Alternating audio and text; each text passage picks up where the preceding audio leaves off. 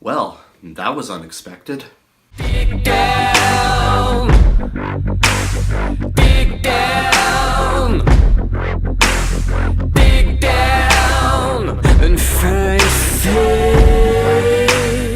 So I need to open this video with a bit of an apology for not having put out any reviews in the last couple weeks. 2 weeks ago, I spent a few days in Toronto checking out Haken, Leprous, and Bent Knee. And last week, I spent basically the entire week preparing for a performance by No Strings Attached Community Band, a local non-profit concert band that I play electric bass for.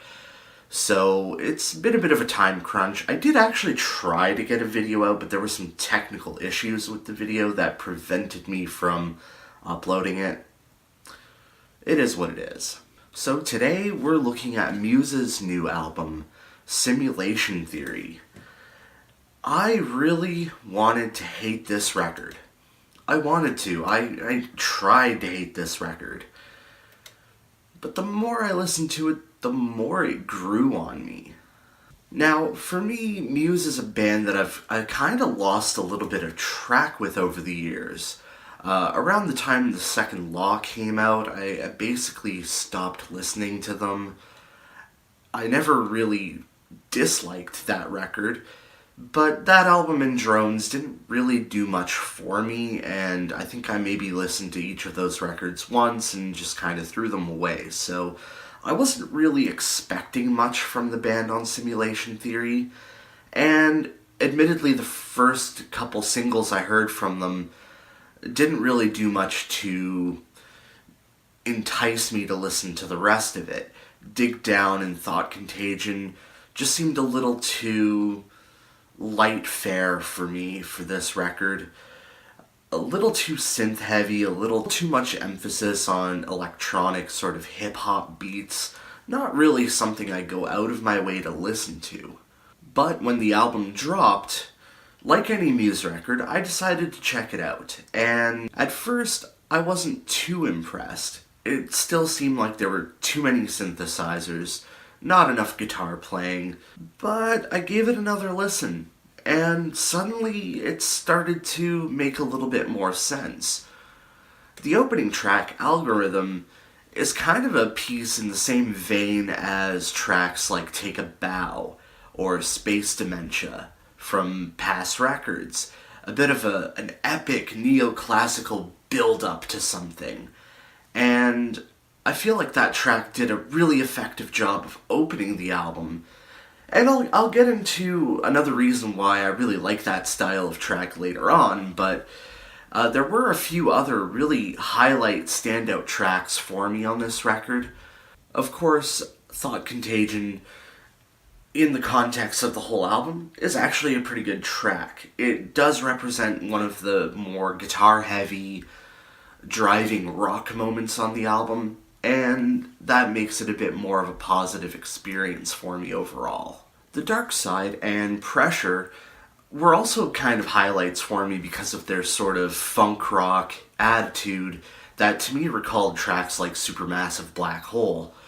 Just some really good, funky, groovy rock songs. And then there are some more driving rock and anthemic tracks like Blockades and Get Up and Fight, which also feature a little bit more rock instrumentation, a little bit more of a get up and go get 'em attitude that I really appreciate from this album. It is a bit of a stylistic shift too, where in the first half of the album we're talking a little bit more about the effects of being in a simulation, the depression and paranoia and negativity that come from it. And once we get to the end of the album, we start to get tracks like Get Up and Fight and Dig Down, which is about breaking through that negativity.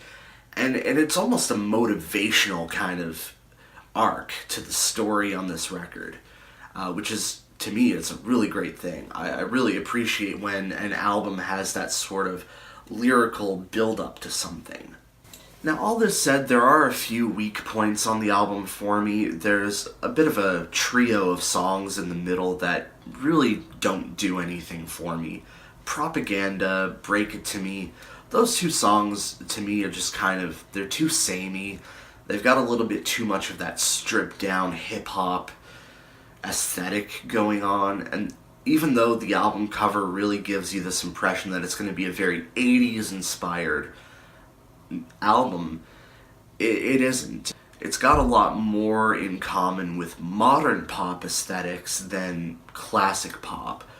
However, with the sort of recent blending of 80s pop aesthetics into contemporary pop music, it's really hard to sort of draw a line where that influence is coming from anymore. As well, the track Something Human, although it does try to give the album a bit more of a lighter tone, and does try to reel back some of that synthesizer influence to something with more of an acoustic, human element to it, it does feel a little too much like your standard, typical pop song fare. It doesn't really sound like something I would go out of my way to listen to. It sounds like something that you would hear on any contemporary modern pop station. Finally, going back to what I was saying about the algorithm, that sort of epic build-up, the closing track, The Void, is sort of the echo of that track, and it feels like this is probably the first Muse album that has a sort of prog rock style bookend effect where you've got an opening track and a closing track that sort of tie together the whole record. And I find that even despite a few weak spots in the middle of the album, these two tracks really make the whole album feel more like a complete experience than you would get on past Muse records, where you maybe have an epic opener but not really an epic closing track, or a really good closing track but maybe not the most epic opening track. And even though this isn't really a narrative concept album, it isn't based around one character or one story, the lyrical flow of the record is something that really harks to that sort of sentiment of an album that's a complete experience rather than an album of just individual tracks. So I think overall, Simulation Theory, like I said, it was an album I really wanted to hate it. But the more I kept listening to it, the more I kept digging into it, the more I got back from it. And I think that's a very important thing for a record, is not all good records come off positively at first. This one requires a little bit more attention and a little bit more motivation to get through, and once it pays off, it does pay off. That's not to say it's a perfect album. It certainly isn't going to replace The Resistance or Absolution from my list of favorites, and let's be fair, there are some Origin of Symmetry purists that are going to hate this record no matter what I say. But I think taken for its own merits, Simulation Theory is an excellent record. A couple of less enticing songs, but overall, on the greater picture, it's a really good record. Anyway, sorry it took so long to get another review video out. Thank you for watching.